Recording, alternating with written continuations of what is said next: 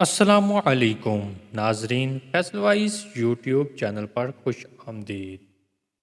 ناظرین، سن 1932 میں عراق کے شاہ فیصل اول نے خواب میں دیکھا حضرت حذیفہ بن یمان رضی اللہ تعالی عنہ ان سے کہہ رہے ہیں کہ ان کو اور حضرت جابر بن عبداللہ رضی اللہ تعالی عنہ کو، جن کے مزار حضرت سلیمان فارسی رضی اللہ تعالی عنہ کے مزار سے دور ایک غیر آباد جگہ پر تھے، اصل مقام سے نکال کر دریائے وجلہ سے ذرا فاصلے پر دفن کر دیں، کیونکہ میرے مزار میں پانی اور حضرت جابر بن عبداللہ رضی اللہ تعالیٰ عنہ کے مزار میں نمی آنی شروع ہو گئی ہے۔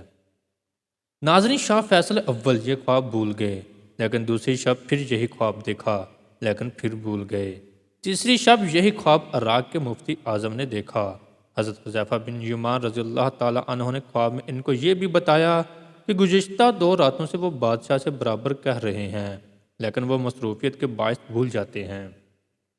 اب آپ کا فرض ہے کہ انہیں متوجہ کروائیں۔ چنانچہ اس وقت کے وزیر اعظم اور بادشاہ سے مفتی اعظم نے مشورہ کیا کہ اب کیا کرنا چاہیے۔ شاہ فیصل اول نے کہا، آپ فتویٰ دے دیں۔ مفتی صاحب نے وہی فتویٰ دیا اور یہ فتویٰ اور شاہ عراق کا فرمان اخبارات میں شائع کر دیا گیا۔ ناظرین، 10 ذو الحجہ کے اخبار میں فتویٰ اور فرمان پڑھ کر تمام دنیا اسلام میں جوش و خروش پھیل گیا اور اس خبر کا چرچا پوری دنیا میں ہو گیا۔ حاجیوں نے شاہ فیصل اول سے درخواست کی کہ وہ 20 ذو الحجہ تک رک جائیں تاکہ وہ بھی عراق پہنچ سکیں۔ شاہ فیصل نے ان کی درخواست مان لی۔ ناظرین، 20 ذو الحجہ سن 1351 کو لاکھوں خوش نصیبوں نے یہ ایمان افروز واقعہ اپنی آنکھوں سے دیکھا۔ حضرت حذیفہ بن یمان رضی اللہ تعالی عنہ اور حضرت جابر بن عبداللہ انصاری رضی اللہ تعالی عنہ کے مزار کھولے گئے تو معلوم ہوا کہ حضرت حذیفہ رضی اللہ تعالی عنہ کے مزار میں پانی آ چکا تھا اور حضرت جابر رضی اللہ تعالی عنہ کے مزار میں نمی پیدا ہو گئی تھی۔ شاہ فیصل اول کی موجودگی میں حضرت حذیفہ بن رضی اللہ تعالی عنہ کے نعش مبارک کو بذریعہ کرین اسی طرح اٹھایا گیا کہ ان کے نعش مبارک کرین پر نصب اسٹرکچر پر خود بخود آ گئی۔ نعش مبارک کو اعلیٰ شخصیات نے کندھا دیا اور ایک شیشے کے تابوت میں رکھ دیا۔ ناظرین، اسی طرح حضرت جابر رضی اللہ تعالی عنہ کے نعش مبارک کو نکالا گیا۔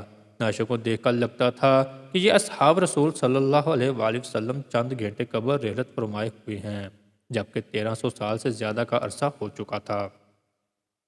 ناظرین، دونوں نعشوں کے کفن اور بال تک بالکل درست حالت میں تھے۔ دونوں صحابہ اکرام رضی اللہ تعالی عنہ کو حضرت سلیمان فارسی رضی اللہ تعالی عنہ کے مزار کے پاس، سلیمان پارک جو بغداد سے 30 میل کے فاصلے پر ہے، دفن کر دیا گیا۔ اس موقع پر بے شمار لوگ اسلام لے آئے۔ یہ منظر ٹی وی پر دکھایا گیا۔ جرمنی نے بڑی بڑی سکرینیں نصب کی تھی۔ ایک جرمن ڈاکٹر اس قدر متاثر ہوا کہ اس نے اسی وقت مفتی اعظم کے پاس جا کر اسلام قبول کر لیا۔ ناظرین، اس جرمن ڈاکٹر کے اسلام لانے کے بعد بہت سے عیسائی اور یہودی بھی دائرہ اسلام میں داخل ہو گئے۔ روزنامہ جنگ میں اس واقعے کی خبر 7 جون 1970 میں بھی چھپی۔ ناظرین، حضرت حذیفہ بن یمان رضی اللہ تعالی عنہ رسول اللہ صلی اللہ علیہ وآلہ وسلم کے بہت قریبی ساتھی تھے۔ جنگ خندق میں انہوں نے حصہ لیا۔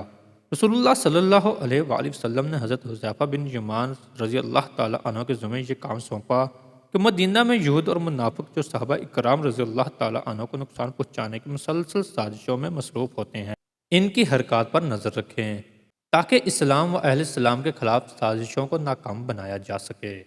ناظرین، رسول اللہ صلی اللہ علیہ وآلہ وسلم نے ان کو منافقین کے نام بھی بتا دیے۔ یہ ایک سربستہ راز تھا جو آپ صلی اللہ علیہ وآلہ وسلم نے حضرت حذیفہ رضی اللہ تعالی عنہ کے علاوہ کسی کو نہ بتایا۔